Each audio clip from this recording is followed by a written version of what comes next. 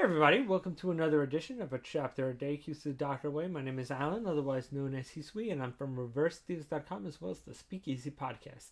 And this time I'm looking at Yamada-kun and the Seven Witches, Chapter 96, Like a Ninja. And we start off with Sarashi breaking up with Yamada because he's got to kiss all these other girls to find out if they're witches. And we find out, no, it's just a dream. But he is obviously worried about his fledgling relationship with Sarashi and basically the fact that he has to go around and kiss other girls to find these new seven witches, which is something she doesn't know about yet. And so he, sees her, freaks out, and rushes off to the next meeting where the president's like, all right, here's the plan.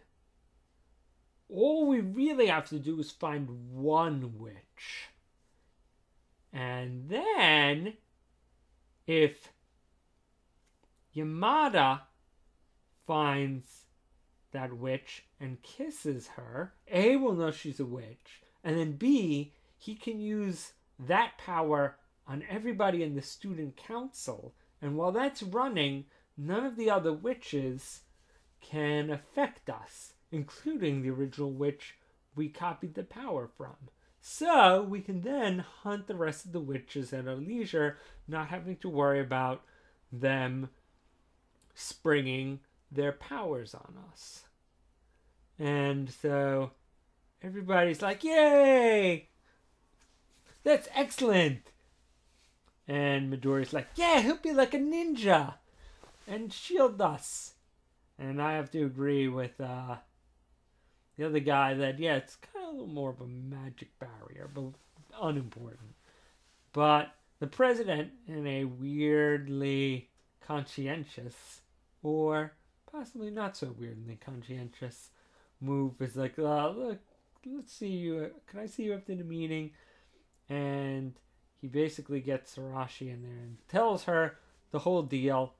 And he's like, so do you have any problems with this? Because, basically your boyfriend's going to have to go around and kiss a lot of girls. Not romantically, but still, And she's like, yeah, whatever. Hey. And you can see Yamada's like dreading. Oh, man, she's going to blow up. You either break up with me or be like, no other woman's lips touch my man's lips. I'll cut the first one who does so, or something like that. And she's like, yeah, what's got to be done is got to be done. And, you can tell Yamada is a little like, wow. And it kind of does play into the beep, beep, boop kind of robot girl that Sarashi kind of, sometimes can come off as. And so, after a little conversation and Yamada being a little jealous of like, why isn't she jealous at all? We find out, no, really, I just said that to be nice. It really, I hate it. I so totally don't want to do it. But, you really can't say those things. It has to be done, so, what am I going to say? I mean, it's not like everyone's going to be like, well, good you took a stand there now that we're all, going to have to spend the next year under the thumb of this jerky witch. Yay! So, but Yamada's like, nah, you're totally my girlfriend. You can totally say stuff like that. And so, like a good moment. And they come to an understanding that, yeah, she's not super happy with it, but she knows what has to be done, and thereby she's going to allow it, even though she's all like, ew. And only because it's necessary. And we get some good kissing scenes, and once again, nice cementing of the relationship. Not a lot more happens in this chapter. It's just a good relationship building chapter.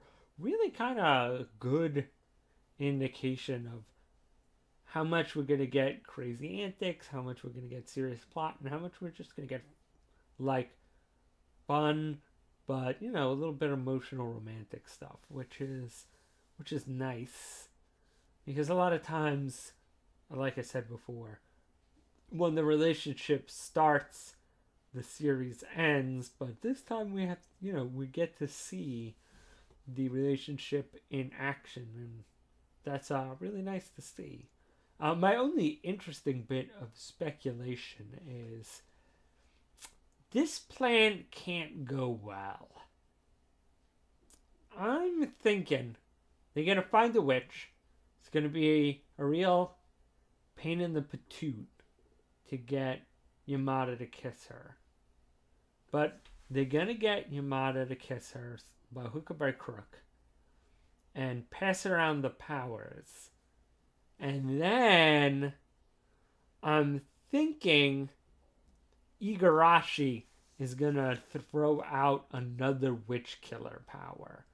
Because Igarashi at this point, other than being, you know, the president of the Shogi Club's lackey, doesn't seem to have really any super important place. I mean, he can be like a mundane lackey, and that's definitely useful.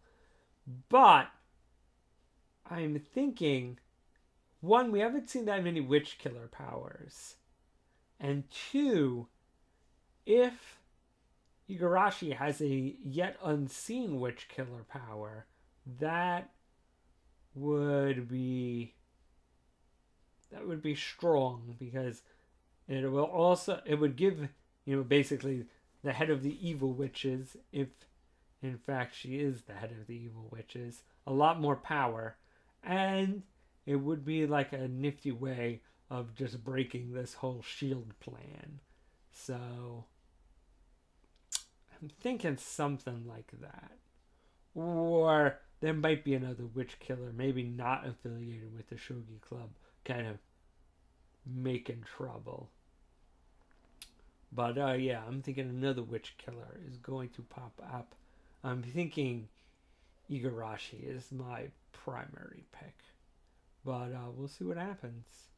I guess we'll see the hunt for the first witch begin in chapter 97. Other than that, see you guys next time.